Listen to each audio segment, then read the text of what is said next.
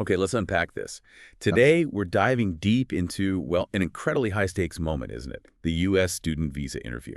It really is. It often feels mysterious, kind of a black box. Exactly, and it's this brief interaction, sometimes just minutes, that can literally shape futures. Yeah. But there's so much uncertainty around it for people. Hmm. So we've gathered some really illuminating source material. We've got real-world interview simulations, insights straight from a former visa officer, really trying to strip away that mystery. And what's truly fascinating, I think, isn't just what happens in those few minutes. It's the calculus behind it all, understanding the why behind a decision that can be made in like 30 seconds. Right. So our mission in this deep dive is basically to pull out those crucial nuggets of knowledge to help you understand the process from the inside out, not just how to navigate it, but why certain things matter so much. Yeah, our goal for you, the listener, is to come away feeling, well, empowered, informed, Mm-hmm. ready to approach situations like this with genuine confidence. We want to arm you with some maybe surprising facts and a clear understanding of what's really important. Cut through the noise. Get to the core. Okay, so to start, let's flip the script. Let's look at it from the other side of that window. What does a visa officer actually know about your case when you walk up? Like, how much prep have they done? Surprisingly little, actually. At least initially, they're often seeing your file for the very first time, maybe literally 30 seconds before your interview starts. 30 seconds, wow. Yeah, that's when they pull up your DS-160 visa application.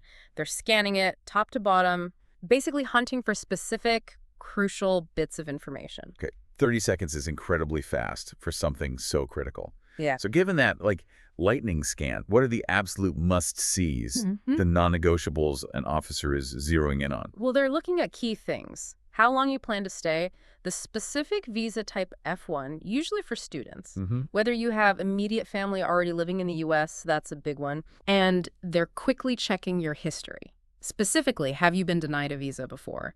And if you were, why? The system tells them. Right.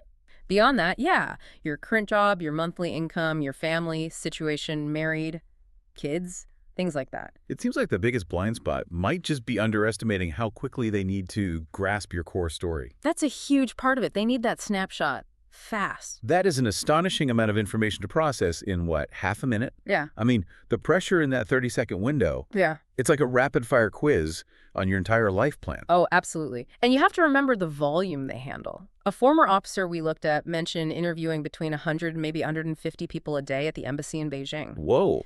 So that kind of volume, it forces them to become incredibly skilled at pattern recognition, just quickly identifying the most relevant factors that point towards a decision. It's definitely high pressure, high volume work.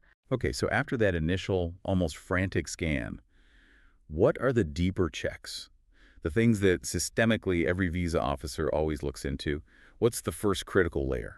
The first one, and it's arguably the most immediate potential red flag, is any previous visa denial. Right, you mentioned that. Yeah, all the prior denial notes are right there in the computer system, instantly accessible. So if you've been denied before, you absolutely must be prepared to explain how your situation, your circumstances have fundamentally changed since that last interview. Makes sense. Because if you don't have a clear, compelling explanation ready, an officer can, and often will, deny you again, sometimes in as little as, 30 seconds. It really shows how thin the margin for error is if you're not prepared for that specific point. That really hammers home the need for meticulous preparation, doesn't it?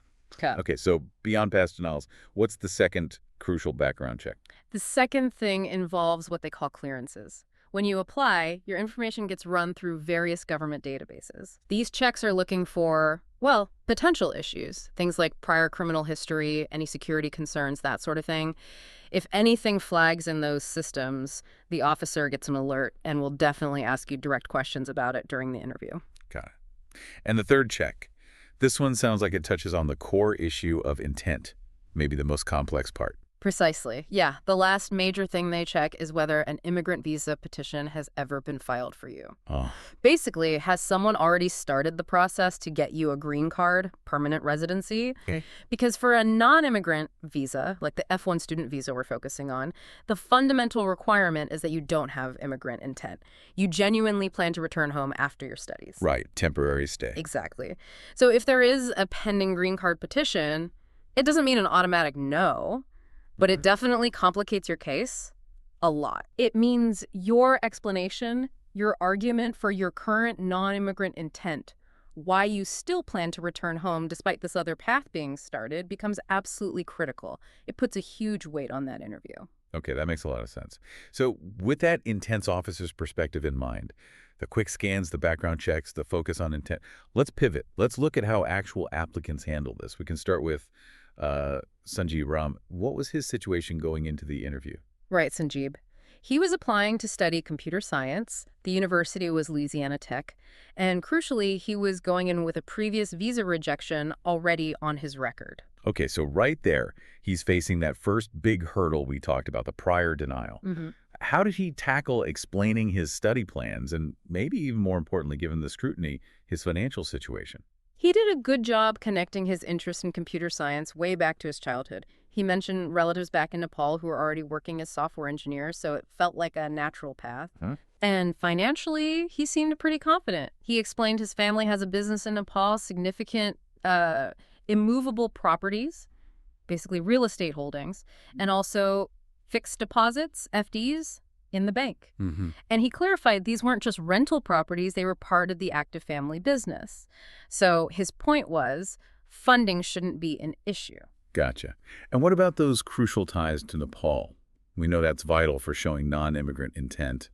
How did he demonstrate he planned to return? He was quite proactive about it. He mentioned having a girlfriend in Nepal and specifically noted she wasn't applying for a U.S. visa herself. Smart. He also brought up his elder brothers and other relatives who were in the computer science field back home, and his ultimate goal. He laid it out very clearly. Study in the U.S., get the skills, then return to Nepal to start his own computer science business. Specific plans are good. Yeah, and he even gave a concrete example, building an online platform for his family's existing suits manufacturing business. He noted his father wasn't really computer savvy, so he saw a direct need he could fill. That's very specific. And he was very direct. No relatives in the U.S., and a firm plan to return after the 4 years of study. That's a really well-articulated case for returning. What about his choice of university? Why Louisiana Tech specifically? He had a good reason there, too. He mentioned his high school chemistry teacher, who had actually done a PhD in chemistry at Louisiana Tech, had recommended it. Oh, interesting connection. Yeah, and he also said he'd done his own research and found the university quite different from others, suggesting it was a good fit for his particular goals. Okay. And Sanjeev also covered the basics, right?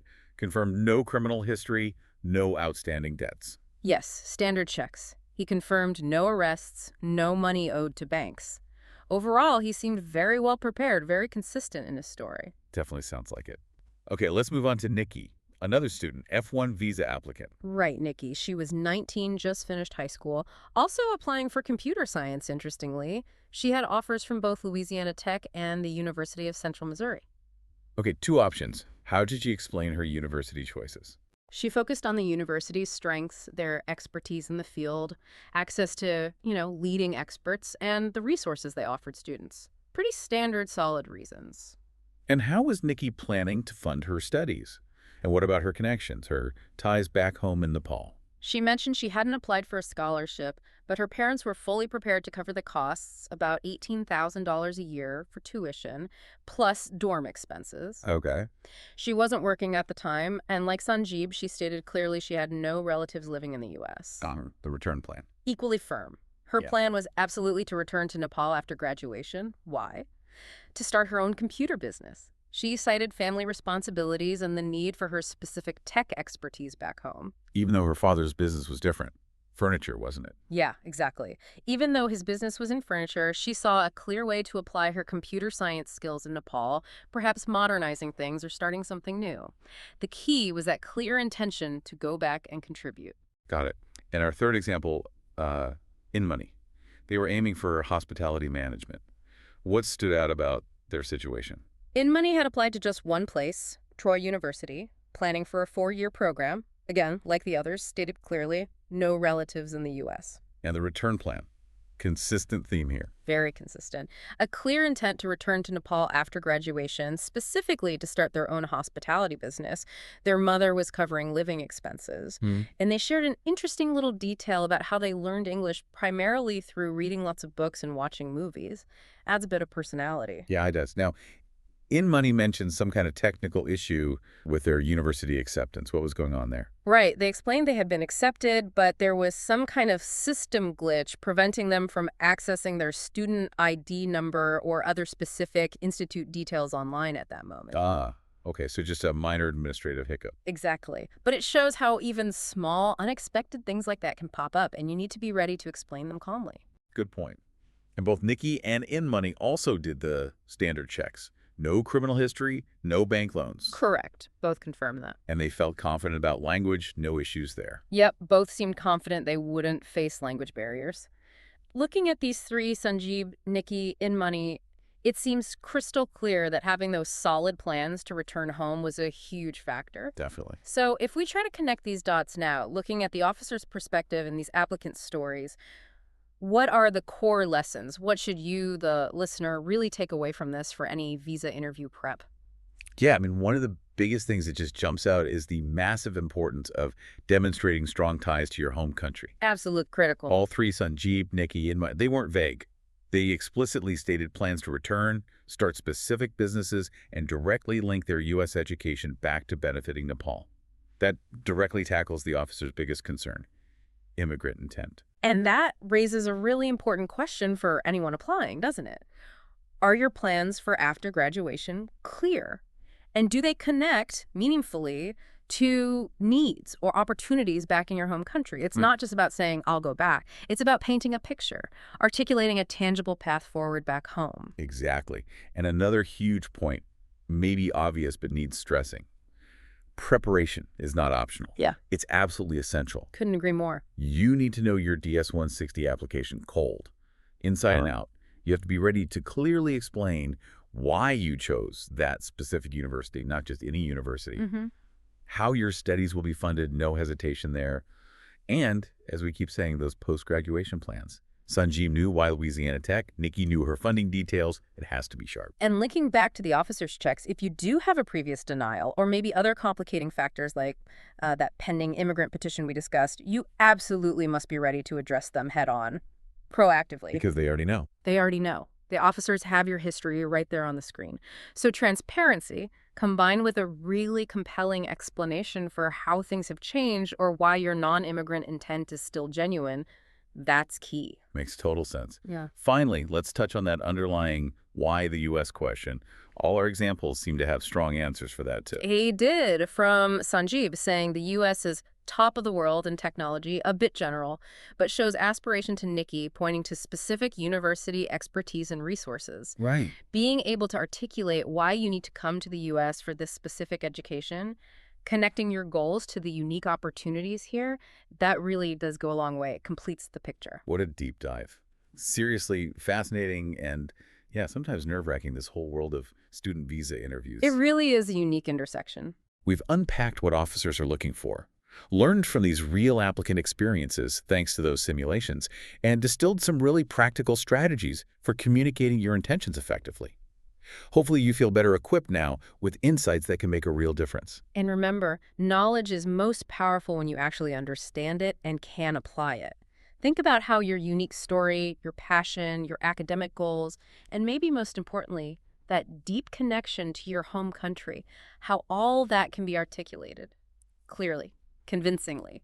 Yeah, making it less of an interrogation, more of a conversation about your future. Exactly. So what does this all mean for you listening as you reflect on this deep dive? Here's something to maybe chew on, provocative thought. What specific part of your personal story, your unique why, is going to resonate most powerfully in those few critical minutes? Good question. Think about how you can convey not just what you want to study, but why you, specifically you, are the right person for this opportunity. And crucially, how getting this chance aligns perfectly with your future back home, making you an asset not just to the university, but ultimately to your own community when you return.